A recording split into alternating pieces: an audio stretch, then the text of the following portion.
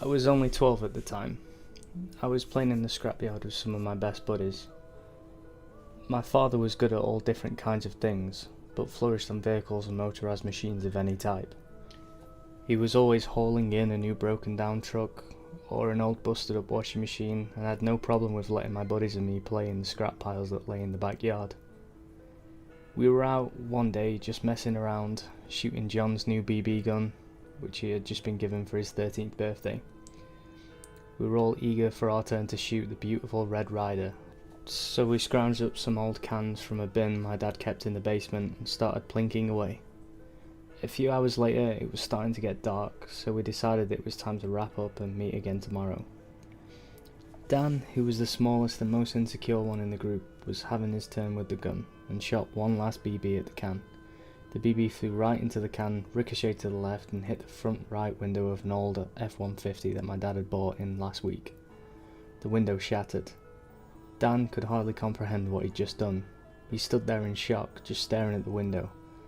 I ran up to him and told him it would be fine and that I'd take the blame for it. He looked almost to the point of tears, so I gave him a pat on the back and told him to get home. After apologising about 50 times, he finally left. Bill, John and Joseph followed soon after. When they were gone, I went to check the extent of the damage done to the window. It was completely broken, shattered all over the seats and floor. I opened the door to see if the BB had somehow made it inside the truck. I was scanning the floor, sifting through the glass, when I noticed a small cut in the upholstery of the right seat. I reached into the slit and felt something hard and smooth. I grabbed a hold of it and pulled out what appeared to be a small bottle of bubble juice. The liquid inside of the clear glass bottle had a slight purple tint to it. It was a neat find, whatever it was, so I kept it for tomorrow to show the guys. Tomorrow came, my buddies arrived, and I eagerly ran over to them. Dan came up to me first to ask how much trouble I'd gotten into for the truck incident. I promptly told him what had happened and how my dad said he wasn't going to get much money for it anyway. He looked relieved. "Anyway," I said, "guess what I found while looking through the glass on the floor of the truck?" The guys gathered round in excitement. They all said, "What?" in unison, as their eyes widened with curiosity. I pulled out the little bottle of juice and showed them. "What is it?" Bill asked. "I'm not sure," I replied. "I found it in a tiny slit in the upholstery of the truck." "I dare you to drink it," John shouted. "Are you serious? No way," I shouted. "Oh, come on," they all insisted. "It must be a shot of alcohol or something. It couldn't possibly be harmful." Hey, you could even get a buzz off it, I thought to myself. After looking at it questioningly, I, being extremely susceptible to peer pressure, decided to open it. It smelled like nothing. I could not make an aroma out of it at all. There had to be at least some smell, I thought. I passed it around the group and everyone else confirmed that it had no smell. "Must be fine to drink then," said John, and he gave me the thumbs up. I looked into the bottle, closed my eyes, and downed it in one gulp. I woke up on the ground, with all my friends around me looking extremely concerned. "You alright, buddy?" asked John. "Yeah," I replied, "just a bit dizzy." "How long was I out?" I asked. "Only 20 seconds or so," replied John. They helped me to my feet as I swayed from side to side. I felt very disorientated and lethargic. I didn't want to play anymore, so we went inside to my room. They hung out with me for a while, too scared to tell anyone what had happened for fear of getting into trouble. After a couple of hours they finally had to leave. I decided just to sleep and see if I felt better in the morning. That night I had really strange dreams. I was floating in what appeared to be water in complete darkness. I couldn't feel any part of my body. There was a person floating, just far enough away from me that I couldn't make out who he was. He was unnaturally pale, almost completely white. His whole body was extremely skinny, like he had no muscle at all. When I called out to him, he just turned his head slightly and looked to where I was floating. It felt wrong. Something wasn't right the way he stared at me. Then I noticed his eyes, or lack of, I should say. He had large black holes where his eyes should have been. He then smiled. I wouldn't have been able to tell if his mouth hadn't been stretched across his whole face. He looked happy, almost euphoric. He started to inch towards me in the water, smiling that sick smile the whole time. I tried to turn away and swim, but I was too weak to move my limbs. I looked away in fear and tried to scream, but nothing would come out. I tried to curl into a ball so I would be smaller and less easy to see, but I couldn't get myself to budge. And then, all at once, there was complete darkness. I looked around me in the vast expanse of nothingness, but there was nothing there. I felt completely alone and empty. Then, out of nowhere, I felt a cold, dead hand touch my shoulder. I jerked my head around in pure fear. He was right there, staring me straight in the eyes. I was able to let out a scream, and then everything disappeared. When I awoke, I saw that I had been perspiring a lot in my sleep.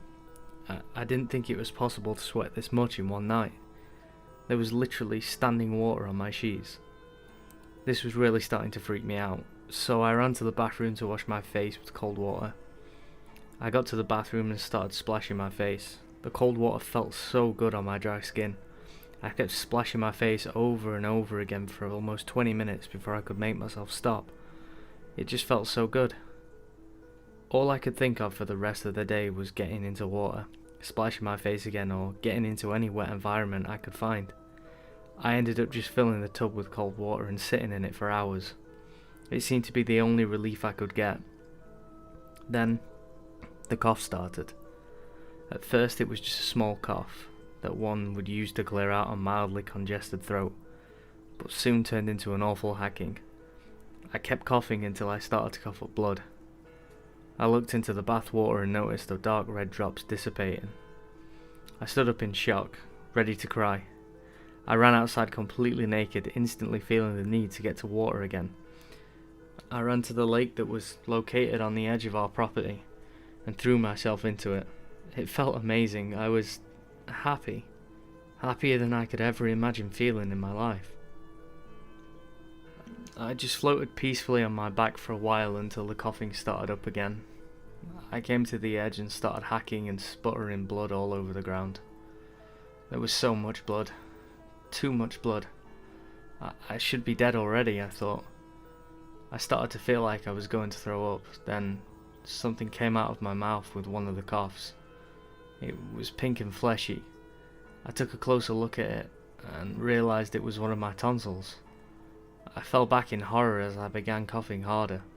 I proceeded to cough up my other tonsil, everything in my stomach, and then my stomach itself. I was coughing up my insides. But how was I not dead yet? Shouldn't I be dead without my stomach? Maybe I am dead, I thought to myself. I started coughing up more organs, heaving and sputtering fluids and intestines everywhere. My heart was next, then my lungs. I almost laughed as I thought of the trite saying, what is it? Coughing up a lung? You may be wondering why I was laughing.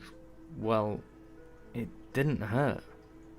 I felt nothing but wet, bloody organs sliding up my throat. I was so crazed that it didn't even seem real. After I finally pulled the last of my large intestine out of my gullet, I was empty. Completely empty except for my muscles, skin, brain and bones. I felt surprisingly calm, and then I blacked out as I slid into the water. When I awoke, I was on the bottom of the lake. I felt extremely light and my insides felt empty. But it was empty. I looked out to the murky darkness that I now call home. I could see very little from my spot in the lake, but I was happier than I could imagine. I don't know how long it's been, but I know it's several years. I haven't seen any other beings like myself down here, but I know they have to exist. How do I know this? Well, you see, I've started to secrete a liquid of my own. It's light purple in colour and much lighter weight than water. I found some old bottles and things on the bottom of the lake to keep a bit of it in. It's getting a bit lonely down here. I wonder if anyone will find one of my bottles and be foolish enough to drink it, like I did. Some company would be really nice.